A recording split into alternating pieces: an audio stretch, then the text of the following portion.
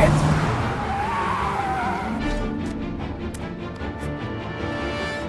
Modern open world games are terrified of silence. Every few seconds something pings, flashes, or demands your attention.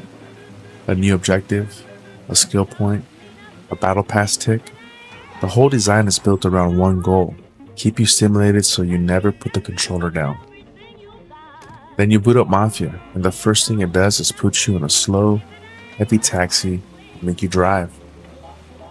No markers screaming at you, no constant rewards, just the city, the rain, and the sound of an engine that doesn't want to cooperate. Today, we're looking at 3 things Mafia still does better than most modern games in its opening hours. Its deliberate pacing, the weight Sarah adds to every decision, and the moment the whole tone collapses into something closer to horror. The question is simple: why did games stop trusting players to sit still?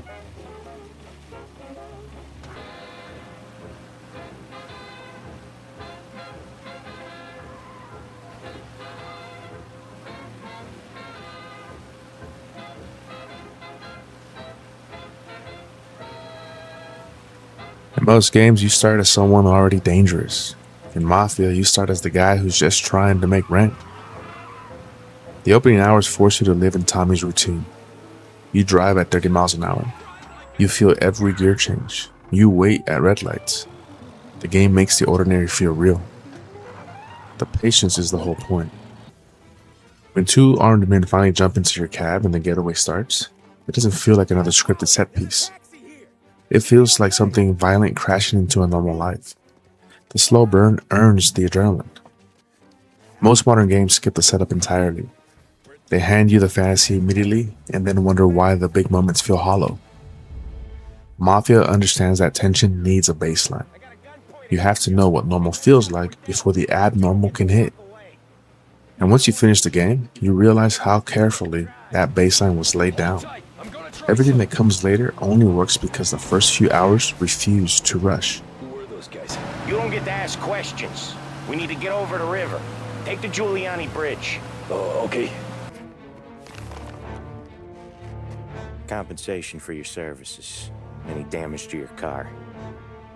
This makes us square. I'm sure it's more than enough. Good. Don Salieri wants you to know that he's very grateful.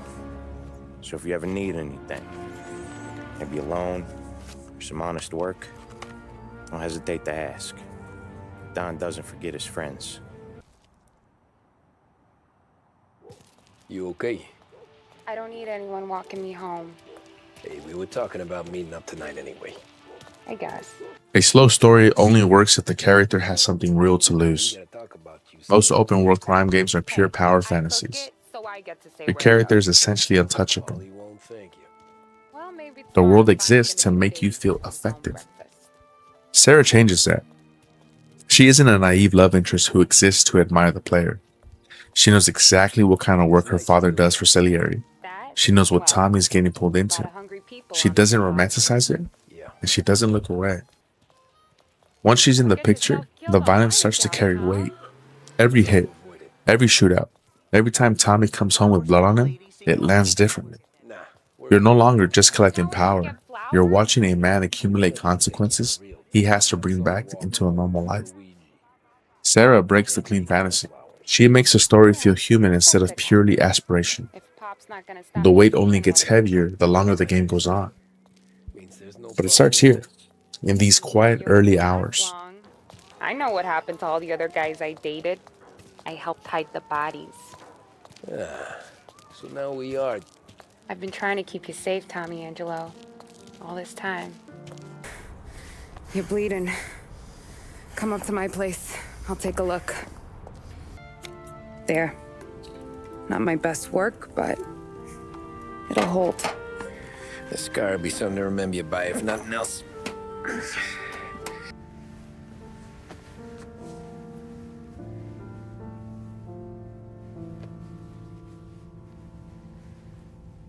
Eso todo.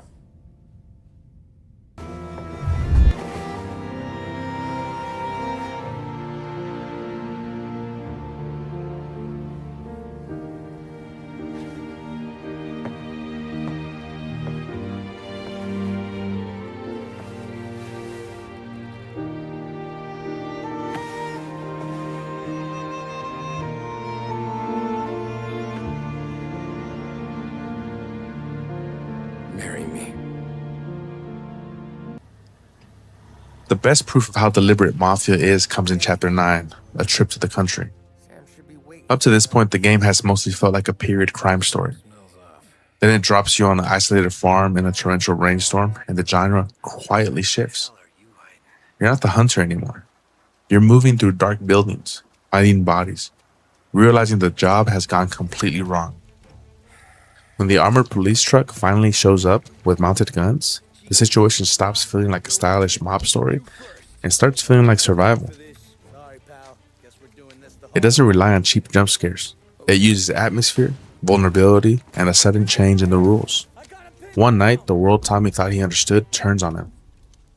That willingness to let the tone get ugly and to let the player feel small for a while is something a lot of modern games are afraid of. They want you to stay powerful and entertained. Mafia is willing to make you uncomfortable if the story calls for it. Looking back after finishing the game, this is one of the clearest early signals of what kind of story it's actually telling you.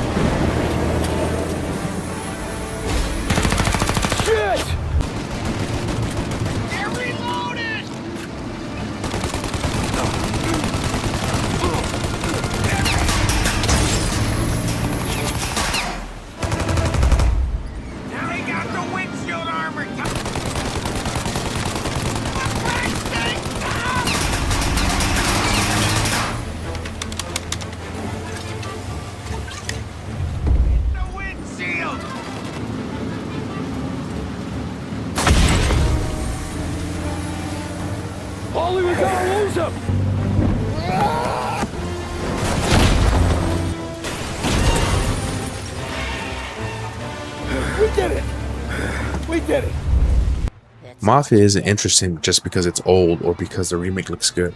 It's interesting because it trusts the player. It trusts you to sit with slow moments. It trusts you to feel the cost of violence instead of just the thrill. It trusts you to handle a sudden shift into something darker without needing constant stimulation to stay engaged. And the wait doesn't stop here. The longer you stay in Lost Heaven, the more those early choices keep echoing. A lot of modern open world design seems built on the opposite assumption, that if you give the player any quiet or any real discomfort, they'll leave. So the systems keep shouting. Games like this are a reminder that you don't need 200 hours of checklist content to make an open world matter. Sometimes you just need patience, wait, and the courage to let the night go bad. If you played Mafia, which of these early moments landed hardest for you? The slow opening hours? The way Sarah changes the temperature of the story? Or that farm mission? Let me know in the comments. As always, defy the hype and lag out.